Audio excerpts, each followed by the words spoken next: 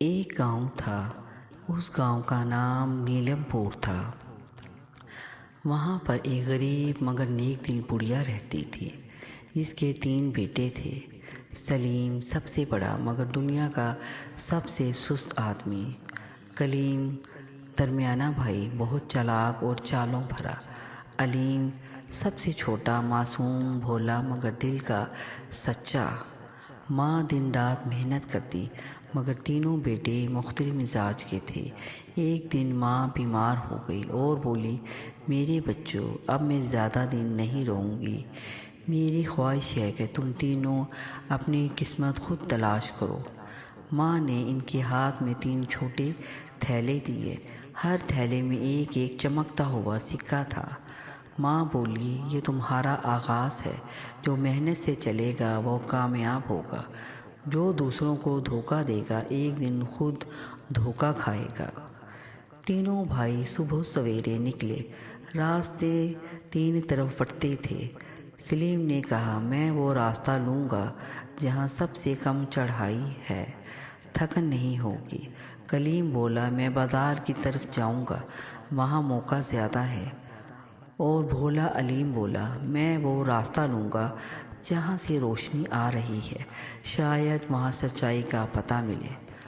ماں نے دعائیں دیں اور تینوں اپنے راستے پر طرف نکل پڑے۔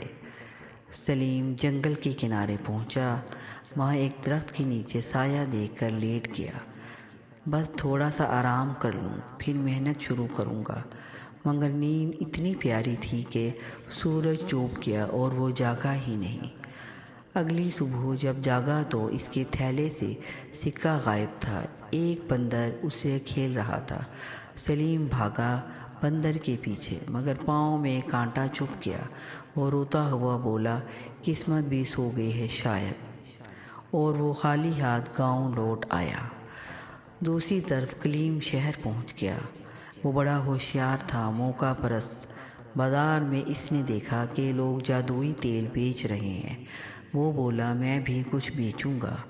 اس نے اپنا سکہ لے کر ایک پرانے کٹورے میں پانی بھرا اور چیخ کر بولا، یہ ہے قسمت کا پانی، جس نے پیا وہ امیر بن گیا۔ لوگ جمع ہونے لگے، کچھ نے ہنسی میں خرید لیا، کچھ نے مذاق اڑایا۔ ایک دن ایک امیر تاجر آیا اور بولا، اگر یہ واقعی قسمت کا پانی ہے تو تم خود کیوں غریب ہو؟ کلیم کے پسینے پھوٹ گئے۔ تاجر نے ہنسی اڑائی اور سپاہیوں کو بلا کر اس کے سامان کو ضبط کروا دیا۔ کلیم سوچتا رہ گیا، چالاکی وقتی فائدہ دیتی ہے مگر ہمیشہ نہیں۔ دوسری طرف بھولا علیم، وہ راستہ جہاں روشنی آ رہی تھی، دراصل پہاڑوں کے پار ایک چھوٹی سی بستی تھی۔ وہاں کے لوگ محنتی مگر غریب تھے۔ علیم نے دیکھا سب تھکے ہوئے ہیں۔ وہ بولا، میں مدد کر سکتا ہوں، مجھے ماں نے سکہ دیا تھا، میں اس سے کچھ کام شروع کرتا ہوں۔ اس نے سکہ سے ایک چھوٹی سی چکی بنوائی جس سے آٹے کے بدلے تھوڑا سا اناج ملتا۔ وہ دن رات چکی چلاتا، دوسروں کے ساتھ مل کر۔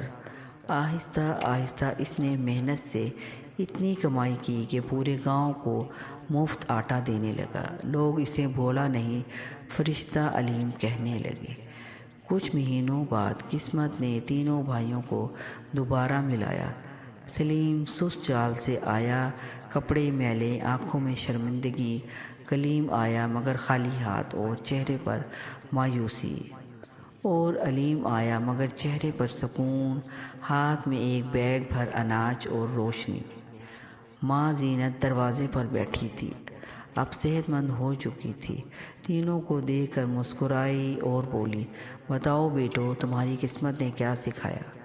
سلیم بولا، محنت کے بغیر کوئی خواب سچ نہیں ہوتا۔ کلیم بولا، دھوکے سے جیتنے والا آخر خود ہارتا ہے۔ اور علیم بولا، جو دل سے نیک نیت ہو اس کے لیے زمین بھی آسمان بن جاتی ہے۔ ماں زینت کی آنکھوں میں آنسو آ گئے، یہی تمہاری اصل کمائی ہے۔ تینوں بھائیوں نے فیصلہ کیا کہ اب وہ ایک ساتھ رہیں گے۔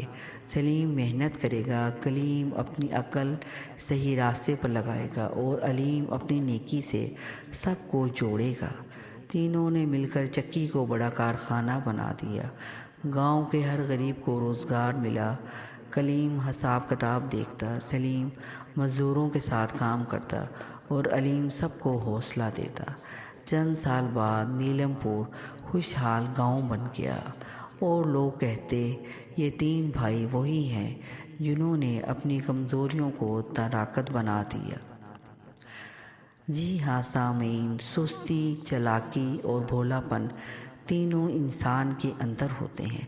جیت اسی کی ہوتی ہے جو سستی کو ہمت میں، چالاکی کو سمجھداری میں اور بھولے پن کو ایمانداری میں بدل دے۔ اگر آپ کو ہماری یہ کہانی پسند آئی ہے تو اسے لائک کیجیے، سبسکرائب کیجیے۔